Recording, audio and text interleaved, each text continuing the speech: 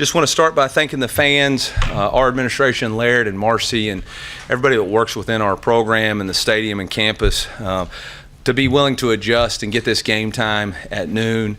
Appreciate the fans showing up and being here, and they were awesome again. Totally understand them leaving at halftime. All good. It was a little bit hot out there. But I really, really appreciate our administration working really hard with the city and everybody to get this game done in the manner with which we did it. Really, really proud of the football team. This is one of those games. That's a really good football team. They won 10 games last year.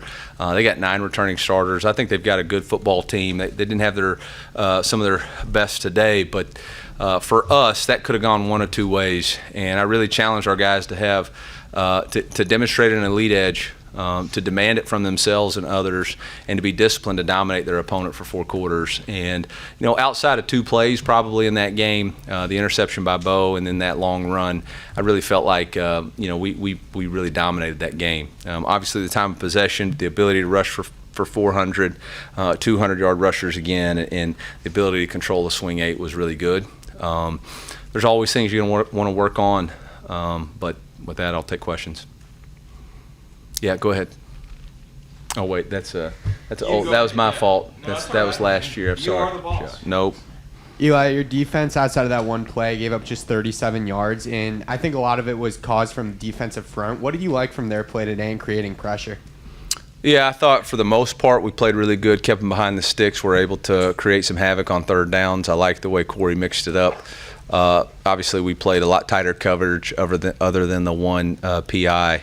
Really didn't have a lot of space there. I wish you could say everything but one play, but we did give up a big play, and that's got to get taken off the tape. So, stay in the middle.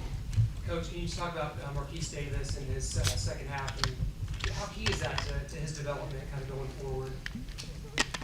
Yeah, we looked a little on that last drive. We looked a little sluggish, and Jamal started cramping, but that's because we had the ball. I mean, we had 51 plays in the first half, and so for us to be able to have a third back that can go in there and run as physical as he can, I mean, I was really proud of Haygood too, breaking tackles. So those guys are really tough runners. I think our 2 young running backs, Marquise and Haygood, are going to be really, really bright spots for us in the future. And they just got to continue to believe in development. They got a really good back in front of them, but they're going to get their opportunities too. So, stay here in the middle.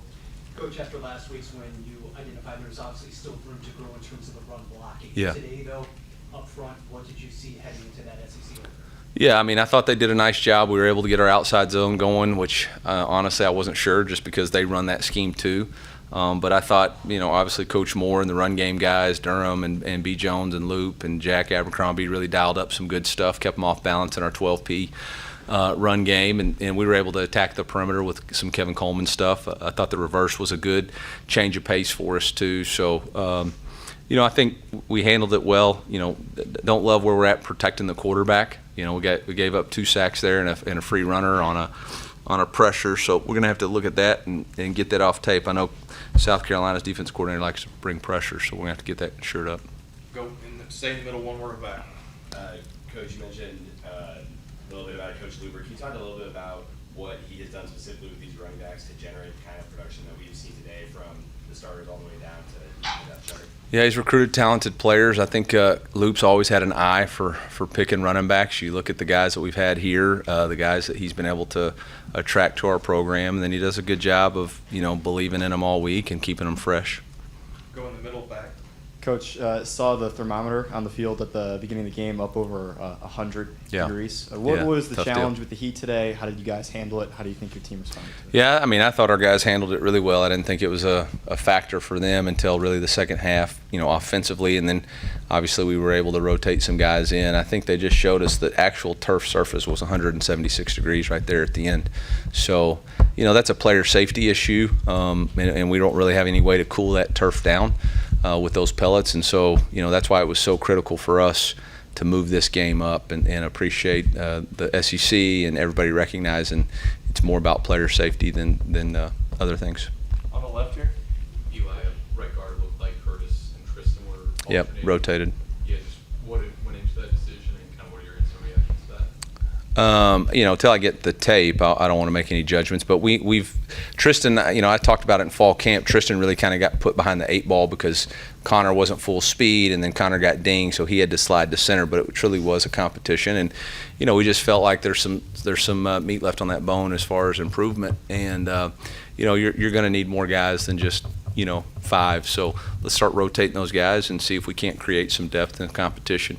I was really proud of that 2 group coming in there. I think they ran the ball every play they were in and did a nice job, except for the screen play. Coach, Ahmad Hardy just had one of the single greatest rushing performances in a single game in Mizzou history. Just what did you like about 7th all time? 7th, yeah. What did you like about the way he ran the rock today? Yeah, I mean, he's a tough runner.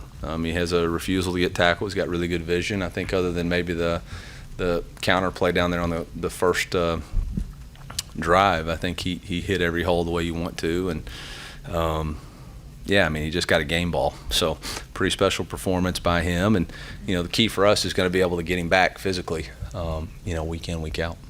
Back in the TVs. Coach, whenever you look back at this 13-game winning streak at home, can you just talk a little bit about the evolution of the home field advantage that Pearl Field has become? Yeah. Honestly, I haven't put a lot of thought into it. I think our team just has an expectation that our fans are going to be here and we're going to play well at home. And it is what it is. That's what the environment that we wanted to create, and that's the expectation. And I would challenge our fan base. The South Carolina game is not a sellout yet, so what are we waiting on? And that's going to be an opening SEC game, and it needs to be much more rowdy and much more raucous than the KU game. All right, this is the SEC, and you've got a really good football team. We need everybody to show up, be early, be loud, create that home field advantage that we know we can, and take it to another level because we know it's there. Gabe, did you have one? Eli, have you been a part of a game that you know of that you've given up 4 passing yards? Nope. But I don't have as good a memory as I used to. Too much aspartame and Diet Cokes, I think.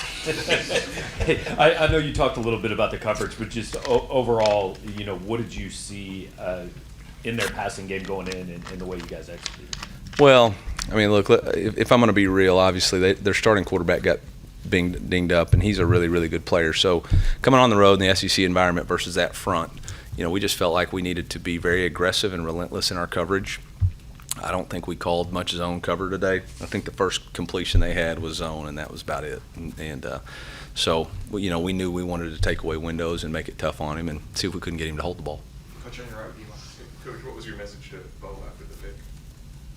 About time. Let's get it out the way so people quit asking us all about it and move on. I mean, it was a cover 2. He probably should have moved on to the box to the field, but he didn't. And the thing about Bo is when he makes a mistake, he owns it and moves on, and that's part of growing. Right here in the middle. Eli, I wonder offensively, do you feel like there's something as far as the mentality that you guys had today that you can sort of take from this game, obviously with the numbers and everything like that, but mentality-wise, there's something you guys are taking? Discipline to dominate your opponent for 4 quarters. I mean, I think we've got guys who've played a lot of football. We've got a lot of different playmakers, and we've got to be willing to continue to lean into that. I think there's a lot of confidence in our running game, and there should be a lot of confidence in our pass game. So I think the biggest thing we got to do is figure out how to protect the quarterback so we keep them upright. 3 more quick ones, Callum. You mentioned the South Carolina game next week. Through 3 games, from what you've seen from your team, are you about where you would like to be at this point in the season? Yeah, we're 3-0. I think there's always room for improvement. Obviously, we had the close call right there with Marquise extend the ball at the goal line, which we don't do. That's something we don't do. Obviously, we had the big run, had the interception, had some leak yardage on kickoff coverage. So, there's plenty of stuff. We had a busted protection in our punt. So there's plenty of stuff to work on and get better. But I liked their mentality going into the game. I think there's been plenty of teams around the country that go into these type of games, and it's a lot tougher than they want it to be, and our guys made sure it wasn't. Coach, right over here. Coach, obviously you need to have players ready for whatever comes along, but Matt Dollar's plan this year obviously has changed.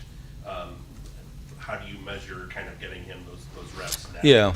Yeah, exactly right. We got to get every rep Matt gets is a learning opportunity, and I think he's really been very mature in his approach the last 3 weeks. And You know, I appreciate that out of him. I wish we would have been able to get into some more throws just so he has that experience. But, you know, there's part of being a good sport too, and there's part of getting off that field because it was too hot. So, you know, Kirby did exactly what we needed to do to run the ball. But, you know, Matt's growing. We're getting him a lot of reps in practice, and, you know, that's good for him.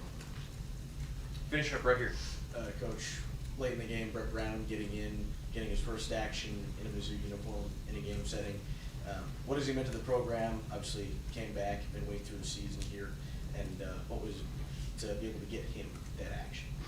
Yeah, you know, obviously we needed to, you know, that's why we signed him from the free agent waiver wire a couple weeks ago, was to be our emergency quarterback, and again, an opportunity to get somebody in game. So the first time they have the action, it doesn't surprise them. So appreciate Coach Gleason and Kirby having those guys ready, and you know, appreciate his willingness to commit to our team and come back. He's working on his master's degree, so that's a good deal for everybody.